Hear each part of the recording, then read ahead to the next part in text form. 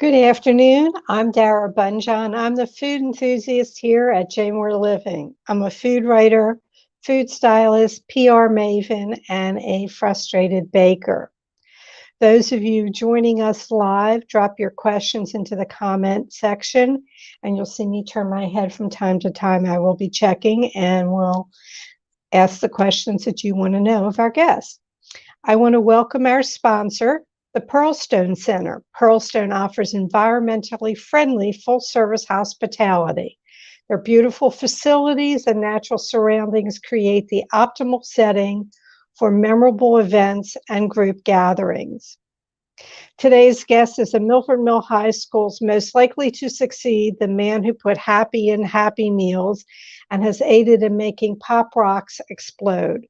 Jack Goldenberg is a visionary marketer, copywriter, creative director. He has launched some of America's most iconic products, including the Cabbage Patch Kids, dolls, and everything Rubik, created after Rubik's Cube. 3 of the 32 Obama watches he created for Barack Obama's presidential campaigns are in the Smithsonian, and the United Nations officially supported his early environmental efforts. He is a man rich in stories. Hello, Jack. Hey, Dara, everybody believes all that except for my mother and my wife. Okay. Well, you gotta, if you can't convince them, but you convince the United Nations and you convinced a lot of other people. I'm sorry, you go ahead. Well, welcome to the Food Enthusiast. From playing Santa Claus in July in downtown Baltimore to big ad agencies in New York, can you talk a bit about your journey into advertising? Sure. I started at donor advertising. That was back when you could get by the receptionist just by saying, "Hi, I'm here to see somebody." Now you have to check.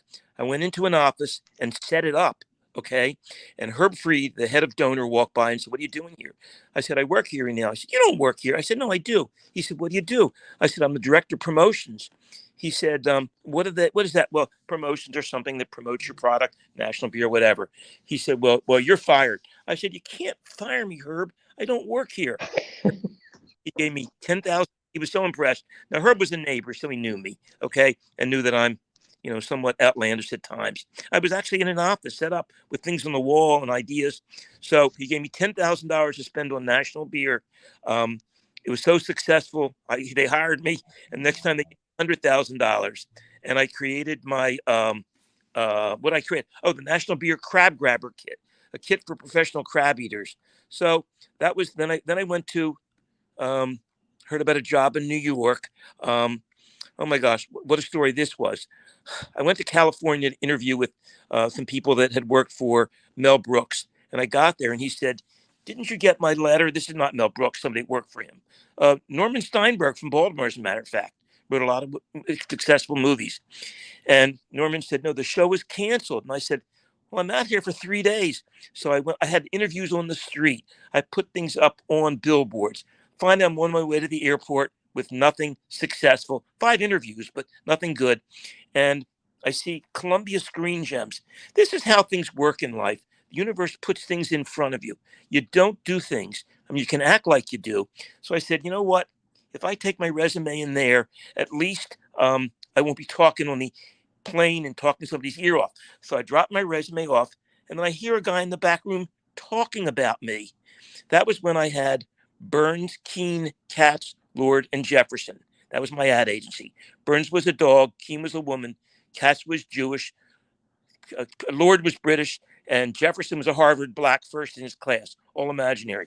And I hear him saying, how could somebody's agency be in a dog? So I flipped the little buzzer and I went back in and had an interview. At the very last interview, Danny Dayton says, "I think I can get you a job in New York." My friend Al Hampel, a big agency, Benton and Bowles. And you just said what he always says: it's not creative unless it sells. I don't want to win awards. I want to sell something. So I go home, tell my wife how unsuccessful I was. And this is absolutely true. And I'm watching television. And she said, "Why don't you call that guy, whatever his name was?" And I said, "I don't know, honey. I'm just, I was exhausted from interviews and not non-interviews." And as I said that, he came on television. the guy I was going to meet with. He was on the muscular dystrophy telethon. I said, "Oh my God, that's my job," and that's how I got my job. Okay, okay. Um, you've accomplished so much in your years in advertising. You were working in advertising in the end of the Madman era. What was it like? Was it as intense that the TV show portrayed? I don't remember all the smoking or drinking, although a guy I work with, I can I can denigrate him now because he's gone. I mean, this was years ago. Joe McMaster. Every time I came back from lunch, he was dead drunk. I was in a room with an art director, dead drunk. It was he wasn't pleasant. Let's put it that way. And I'm pleasant. Okay, so Yes. it was quite a mix. And I didn't. They wouldn't change it at all. They had that was your office, but I guess I didn't see all the other people drinking because I wasn't at that many high level meetings. But what they had me specialize on was children's marketing. Okay, and so I did Pop Rocks and General Foods had a lot of cereals out at the time, and then Procter and Gamble heard about us, the art director I was working with, and they wanted to meet us. Okay, this will be the first bad word I'll say on your show. Okay, and they wanted us to do a campaign to replace. Do you remember Mr. Whipple, Dara? Don't Yes, the toilet paper, wasn't yeah, it? yeah, exactly. Don't squeeze the Charmin. So they had 5 teams do some work to try to come up with something better. And we did something. And back then, account executives didn't lead. Sorry, my stories are so long. And we did a spot, and it was basically taking some terrible people. Back then, it was Julia Nixon Eisenhower, Kitty Carlisle. You remember her? Well, she's an old actress. And the idea was more assholes prefer Charmin. They actually let us present it at the end of the meeting. They thought it was so funny. I mean, of course, we were never going to do it, but we didn't want to work for Procter and Gamble because they're all Procter and no Gamble. Well, let me get down to one of the reasons I have you on the show because it's the food enthusiast. You've had so many hits. Let's talk about how you put the happy into McDonald's Happy Meals. What's the story behind that? I know it's back, 1979? Yeah, Fill us in a bit. it goes back a little further than that. People always, you were so smart. I am hopefully the man who made the Happy Meal happy by putting movie merchandising on the box. Prior to that, Happy Meal was not a product. It was originally started by Yolanda, I got to get her name right, Yolanda Fernandez de Cortino, who ran a food place in Guatemala. Back in the 50s, you ate a portion of your parents' meal. There was no such thing as a kid's meal. They cut it up for you and gave you a little bit of that. So she was the first person to create something called Menu Ronald. It wasn't even named Happy Meal. Hamburger, a small sundae, and small fries in a box. So Right. kids could eat. Then a guy in Chicago, Bob Bernstein, named it the Happy Meal, made the famous lunch pail. So nobody wanted it. What I did was to put, see this or not, movie merchandising on the side of the box. So it was Star Trek. This kicked it off, helped the movie Star Trek, and really was, I mean, it was really viral from kids to their parents. They'd wake up in the morning, after Star Trek, of course, and say, "Mom, Dad, we got to go back to McDonald's tonight. I need 3 more SpongeBob's or Disney characters." We made it so they had to complete a collection. So, for instance, there was a comic strip on the back, and they wanted to know how the comic strip ended or started. So it was something everybody does now, but no one was doing back then. When McDonald's wouldn't believe me that movie merchandising was going to be a big hit, Ray Kroc hated the Happy Meal. It was costing McDonald's $300,000 a week. 15.5 million meant something, and I refused to let him put it in a bag because I was going to make it collectible. And I brought in Dick Wolf from Law and Order fame. Back then, he was doing movies, and he helped convince McDonald's that movie merchandising was the wave of the future. I sort of had him on the fence, so I brought in somebody else, Rusty Citron, who ran back then the Actors Hall of Fame, and he said, this is visionary. Everybody's going to be doing it in a year from now. Why doesn't McDonald's be the first? That's what kicked it off. Putting something fun on the box. Well, you have collectible toys in there. You had Star Trek. And how did that affect, in some way, that sort of saved that franchise? Did it not, for the movie? that made them the number one franchise for kids. Kids determine restaurant selection. It's not the parents. It's back like, when you sat the kid in front of the television set before Netflix and said, shut up and watch it. This is, get your dinner. Or it's a treat. It's a great treat. I mean, personally, I sort of laugh that it's the number one food product in the world. I wouldn't really call it food, but it's got food in it, and it's really. Let's see if I got this one. Well, I won't bring it on, but it's really food and fun in the box. That's what it is. And kids would I mean, if whether they're into Disney or SpongeBob or Dora the Explorer, whatever was hot, McDonald's would promote it first. And the Star Trek movie would never have had 9 different. I think it's been 9. They were dying, but McDonald's put $20 million behind the promotion, brought in William Shatner, and Leonard Nimoy. Leonard Nimoy, right, and Gene Roddenberry to speak at the convention, and McDonald's was enthralled with it. And suddenly, the franchisees got behind the Happy Meal for the first time. Well, isn't it like the number one selling children's meal? What are the statistics? I brag to myself when I have a bad day in the morning and I go, oh my gosh, I make 929,000 kids happy every day. So they sell almost 1 million a day, 1 billion a year. And I don't know what comes close, but it's quite a sale. I think the sales have dropped off in China now with the protests, but that'll come back. Okay.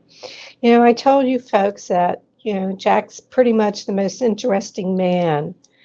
How interesting is he? A snake bit him. And after 10 days of torturous pain, the snake died. He died because I talked him to death. I want to just take a quick break and let our sponsor, Pearlstone Center, come in. We have a great video. It's only 15 seconds, and we'll be right back with you, Jack. I'll be here probably.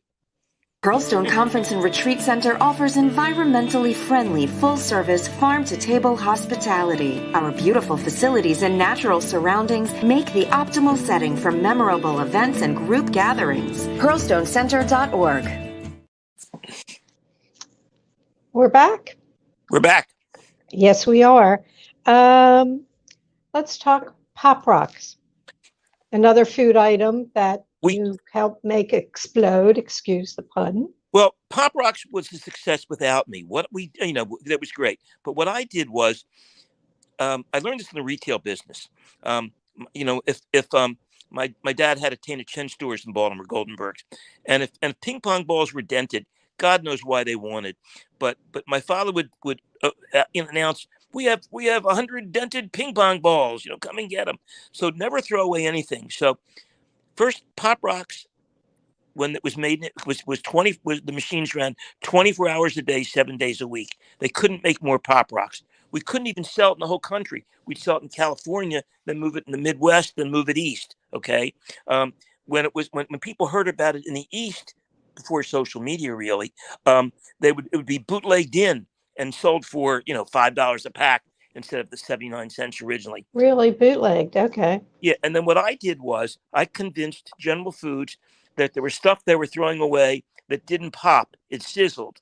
And my dad taught me never throw away something, see if you can sell it. So we created Space Dust, sizzling in your mouth. It's out of this world. Okay, it didn't pop, but it sizzled. Then there was stuff left from the manufacture of Pop Rocks and Space Dust. It was called talc, like powder. So, I mean, this wasn't my formulation. General Foods did it. I said, mix it with bubble gum and Pop Rocks, and they did. And when they perfected it, we made a third product called Incredibubble. It pops you, then you pop back. You blow a bubble. So it's just the idea of taking something that people are throwing away and saying, pretty good product. Dude, never want to waste. I want to go back to, I think, was it the days that you were still in Baltimore that you got involved with Dr. B. Gaddy? I mean, what a lot of people don't know is all that you've done for charities. And I know you did quite a bit for Bee Gaddy. I think the history is in 1981, she won the lottery and was able to fix 49 Thanksgiving dinners. And I think now they do over 50,000. What was your tie-in with Bee Gaddy and the Thanksgiving dinners? When Bee Gaddy was a saint. Oh my God! When at one point she was given a house for her family. I wouldn't have done this, and I'm a pretty good person. She gave it to somebody else who needed it more. Okay, so when Bee Gaddy died, I went to her family and said, "I want to run the campaign this year." I mean, I did it for 3 years. It turned out I'd like to help. I said, "No one can replace Bee Gaddy, but I can find 100 people that can replace her, me and 99 other people." So we changed it to the Thanks Gaddy dinner, instead of Thanksgiving.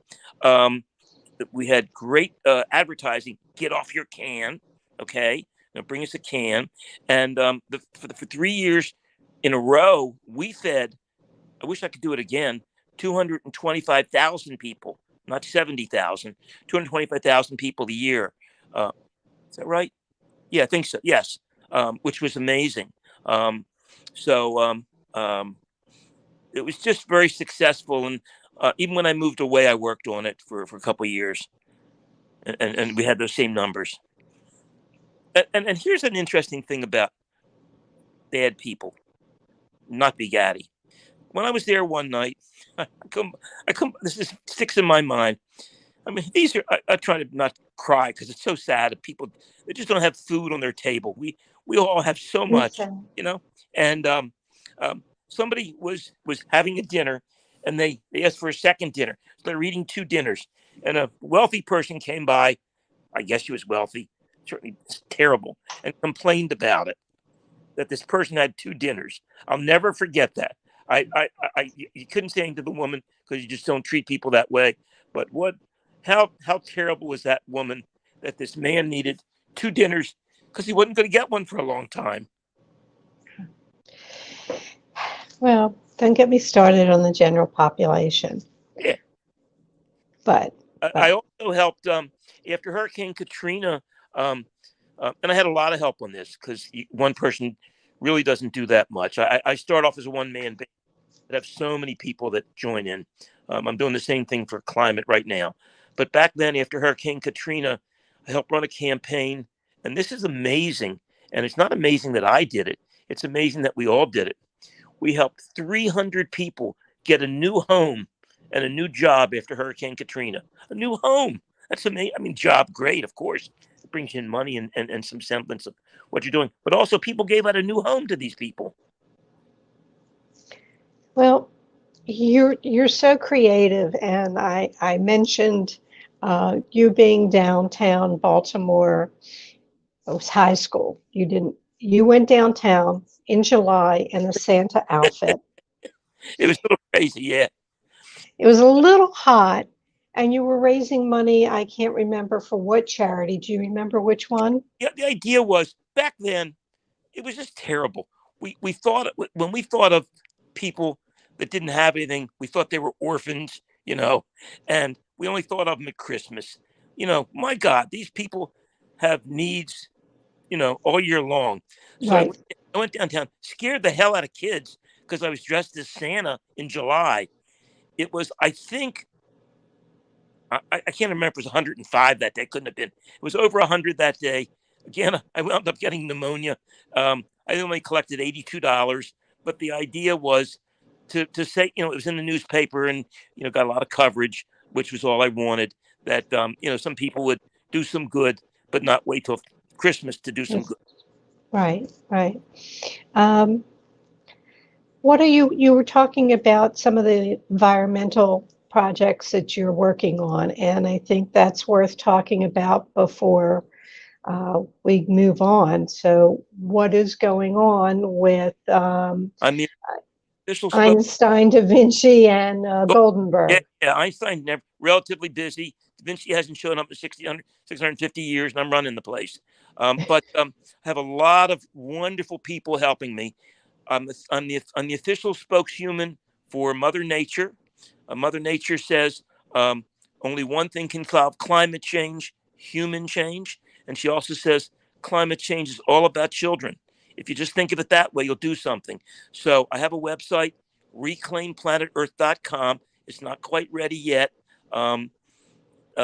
because it's hard doing what we do. But it's ready enough for somebody to visit, reclaimplanetEarth.com. I just came up with a great, and what we're doing, see, Mother Nature's very smart, okay? How could she have built this ecological paradise? And the people don't understand. You remove one thing from the chain, you got a lot of problems. So we're going to have this wonderful social media campaign with an actress named Kate Perry, not Katy Perry. She is the Lily Tomlin of our age. She's not just that. She's currently won 16 straight international film cinema awards, and is winning more. And she's like a Lily Tomlin character, and she talks about climate change. Then Mother Nature comes on, and Mother Nature is four different people. She's a 16-year-old girl. Then she morphs into a 72-year-old woman. Then she morphs into somebody else. Then she morphs into a tigress, because that's Mother Nature. And she says, you don't care about climate change. You only care about inflation. This is Mother Nature talking, okay? She says, I went into Walmart the other day. I couldn't believe the price of chicken. So I created Mama Nature's Inflation Busters, simple things you can do that are going to help the planet and forget helping the planet. They're going to put $100 to $300 back in your monthly budget by don't use paper cups, don't buy the water, don't keep washing. It's a lot of different things that we're working on. And now we're about to announce we're trying to get either Kind or Kind bars or who's the rainbow? I'm sorry, I'm not thinking of it now. Skittles, right? Or Mars to sponsor the Reclaim Planet Earth Barefoot Challenge, where people walk on the earth, which is called grounding, and they raise money for climate change and also for what we're doing. So it's called reclaimplanetEarth.com.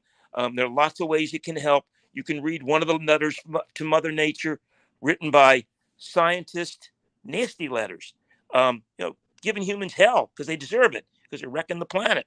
The letters are written by scientists, environmental scientists, authors, writers, and 5th to 8th graders. And they're things like, I can't remember all of them. Dear humans, this is short. Don't worry, most of what I do isn't short. My birds aren't flying, they're frying. All my species are dying. How do you like your home? Cooking. Because it's warming up. So people have to take climate change off the back burner, put it on the front burner, deal with it like it's inflation, and do something to help themselves, and that will help the planet. That's what Mother Nature wants, she told me. Well, you've always been committed to helping Mother Earth, helping those who don't have as much, and we appreciate that. And it's a good note that people, should, especially shouldn't be just here at the holiday season, right, but to think about what they can do to make things better, not only for themselves, but for others. And if there are children involved, more assuredly, talking about that and what they can do. And we can talk quite a bit, but we're coming down to our finish here. I wanted to ask you my little questions. You're prepared. Okay. If you could give your 18-year-old self a piece of advice, what would it be, Jack? I think listen more. I listen now that I'm a little bit older. Even just you pick up ideas from other people, and I'm a serial interrupter. I've gone pretty good on this show, but I just, I have to learn to. It's written right in front of me. Listen, don't talk, don't interrupt. They're written right in front of me. That would be my advice. Okay. All righty. Which I was and am. Pardon me? Be authentic. Okay. If you could wake up tomorrow morning with a new talent, what would the new talent be? Oh, I'd love to be a singer. I sing very poorly. I love the audience. It would be great. I could be a comedian, but I don't have the time. I could be an actor, but they don't get enough money. But I think a singer would be great. I have a question for you. This really goes back. class of 65, our graduation. Mm-hmm. They tested people to sing at the graduation. Do you remember this at all? No. I thought I was crazy because I cannot carry a tune. And the song was When You Walk Through a Storm. Just for those who haven't figured out, Jack and I went to the same high school and graduated. So the song was When You Walk Through a Storm. So I went to sing it and they said, do us a favor, just move your lips. Me too. And I thought maybe how sometimes you enlarge things in your memory, etc. Sure. Sammy Goldberg, I play cards with her, and this came up, and she says they had me do the same thing. So I wasn't crazy. But so when you said to sing, I was wondering, you said you weren't a good singer. I was wondering if they told you to lip sync. Obviously, you didn't remember, but brought a smile to your face. I know you're not quite the cook, but I always ask the question, your epic culinary fail. What was your big culinary fail? Well, when I still will make, my wife does things beautifully. Every dinner looks like it's got the same color. I can't believe it. It's brown or yellow or whatever. But when I was young, I used to use food coloring a lot. And once I made eggs for my family and I kept mixing things in, and it turned out the eggs looked like disgusting lint. They were gray, and no one would eat them. I mean, they were just gray eggs, But that was a failure. Oh, okay. I ask this, though I don't know this if you had it.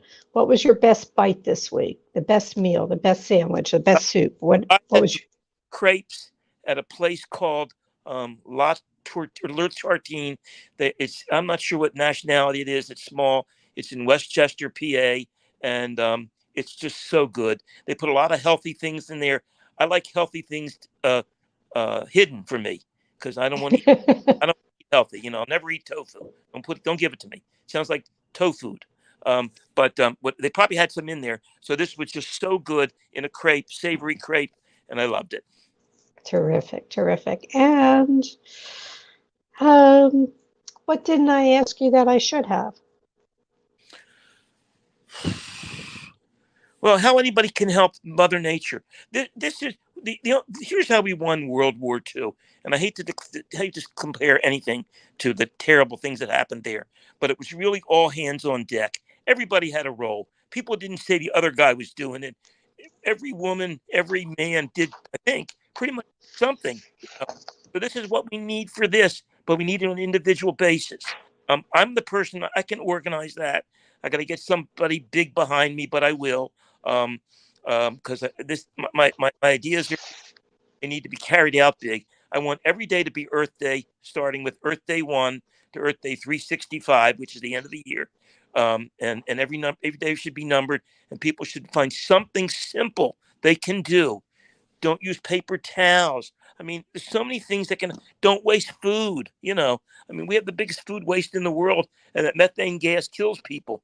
We're in trouble, and we need to take care of the earth. And I just want to tell people you can reach Jack on Facebook, Jack Goldenberg, on Instagram at Jack Goldenberg. You can reach him. It's come up. Reclaim Planet Earth is in the notes. And his advertising agency is Einstein, Da Vinci, and Goldberg. And all that has floated up here. And I just want to say, Jack, I'm glad to see you up and about. Great to see you again. And I think you're unlike you. I think you're a good cook. You're right. One day you'll taste my food. I would love that. I've said that many times. When you show stuff online, I say, I wish we could meet one day. I'd love to taste your food. Thank you for the time. It was my pleasure, and I'll give you a big mwah. Mwah. Okay, everyone. Next week's guest will be Nick Sharma, who is a molecular biologist turned two-time James Beard finalist, best-selling cookbook author, photographer, and columnist. Many of you know him through his website, Instagram, and YouTube channel, A Brown Table. I'm excited to have him on the show. I met him a number of years ago when we first started blogging. I'm reaching over here There we go. J. Moore's latest issue, which is free, can be found out on our stands here in Baltimore. It is the food issue, and we'll go like this. And if you grab one, you will find my recipe in there for a feta tort, which is amazing for entertaining. I like this. It sort of covers all the ills, whatever. So look for this here in Baltimore, the J. Moore Magazine, or you can go to the website, which you can open up the issue online, jmoreliving.com. And if you need to reach me, you can reach me at food@jmoreliving.com or Instagram, which is @DaraCooks. All shows are immediately archived in video form on J. Moore's Facebook and jmoreliving.com's page. Feel free to dig into our video archives. A lot of great guests, fun stories, important stories. You're going out, you're exercising, or you have it in a car and you have a long drive. Just pump in the videos. You don't have to watch them, and listen. And I always want to appreciate when you share this show, video form, etc., with your friends. It helps it to grow, and we appreciate it so much. So, as I like to end the show, may your plates always remain full, and I will see you next Thursday.